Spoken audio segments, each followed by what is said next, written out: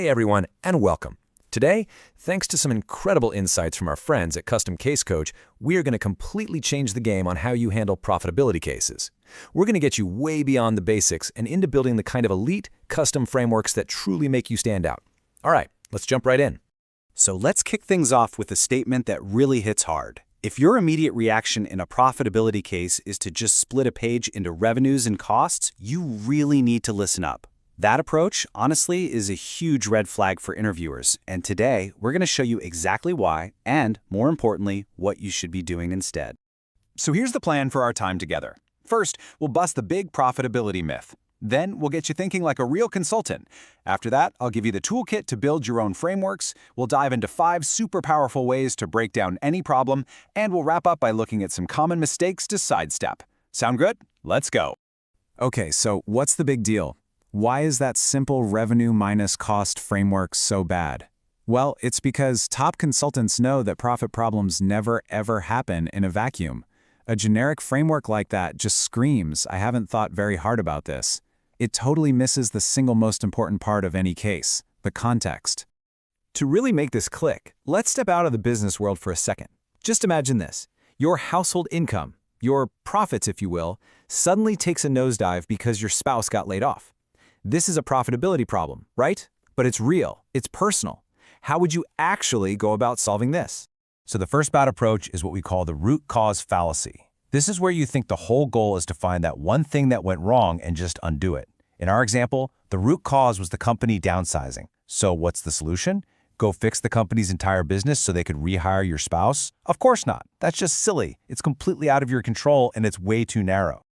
And the second flawed approach? It's that one we started with. Imagine you hired a financial advisor, and they look at your situation and say, well, the answer is simple. You just need to increase your household's revenues and decrease its costs. I mean, would you pay for that advice? No way! It's so generic, it's completely unhelpful, and it shows they put zero thought into your specific problem. That feeling of being unimpressed? That's exactly how an interviewer feels when you give them a generic revenue versus cost framework. So what does a good advisor do? They give you a real plan, a custom-built framework that makes sense. You can see it right here on the side. It's got clear, actionable buckets. First, let's brainstorm all the ways your spouse can earn again, not just the old job. Second, hey, what about you? Can you earn more? And third, let's be strategic about reducing household expenses. See? It's structured, it's thoughtful, it covers all the bases, and it gives you confidence. This is what you're aiming for in a case interview. And that right there brings us to the absolute core idea of this whole explainer. Thinking like a consultant really just means one thing, understanding that context is everything.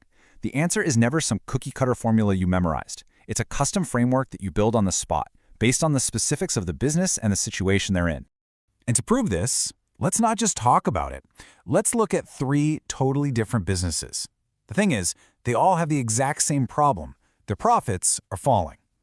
As we go through them, I want you to pay close attention to how the context completely changes how you should structure the problem. Okay, first up, a small boutique hotel in Paris. It's a single location, and its whole business is about serving guests. So what's a logical framework? Well, it's centered on the customers, the travelers. Then you got to look at the competition, the other accommodation options. And finally, you look at your own operations, the hotel itself. For this specific business, this structure just makes perfect sense. Now, let's switch gears to a totally different beast, McDonald's. It's a global giant. Would that hotel framework work here? Not a chance. For a company like McDonald's, breaking things down by geography is absolutely essential. Why? Because the business in Japan is completely different from the business in Texas. And since they sell specific products, looking at the menu as a core bucket is critical. The context of being a massive global fast food chain forces you into a completely different framework. And for our third example, the context gets even more intense. We're talking about an airline, but not just any time. It's March 2020. The problem here isn't just about declining profits. The real goal is just to keep the lights on, to not go bankrupt.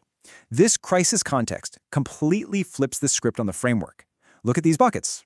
Claw back revenues you already had, capture any new revenues you can find, cut costs wherever possible, and this is the big one, raise cash.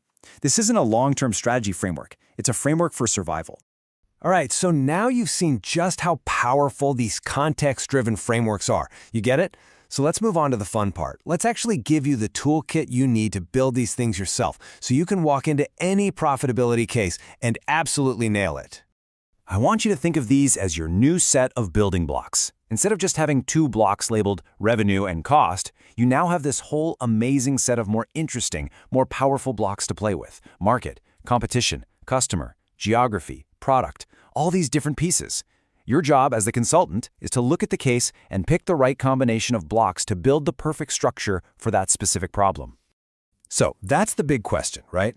How do you know which blocks to pick? Well, that's where these 5 powerful segmentation lenses come into play.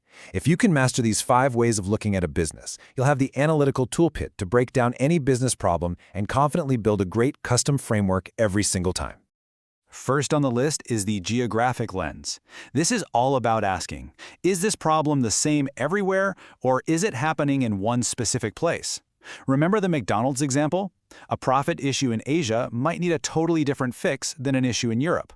By slicing the problem geographically, you can zoom in on where the real pain is and not waste time with a one-size-fits-all solution that just won't work. Next up, the customer lens. Look, it's almost never the case that a company's profits fall equally across all of its customers. Maybe you're losing your younger customers, but your older, more loyal customers are sticking around. Or, like with our hotel example, maybe business travelers have vanished, but leisure travelers are booming.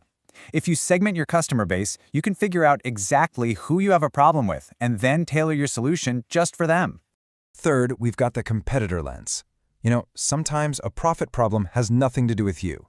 It could be that a new, aggressive competitor just entered your market, or an old rival just launched an amazing new product.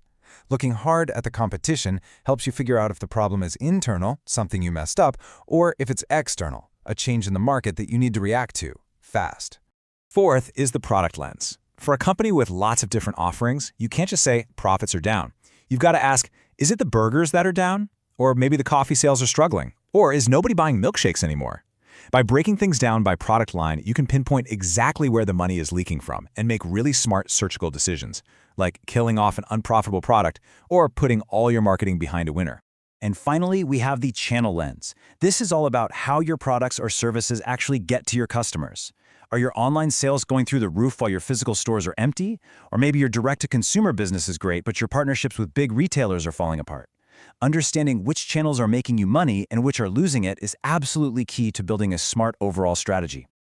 Okay, we have covered a ton of ground. You've got the theory, you've got the tools. So before we wrap this up, let's just do a quick lightning round of the most common mistakes people make. Think of this as your final checklist to make sure your framework is an absolute winner.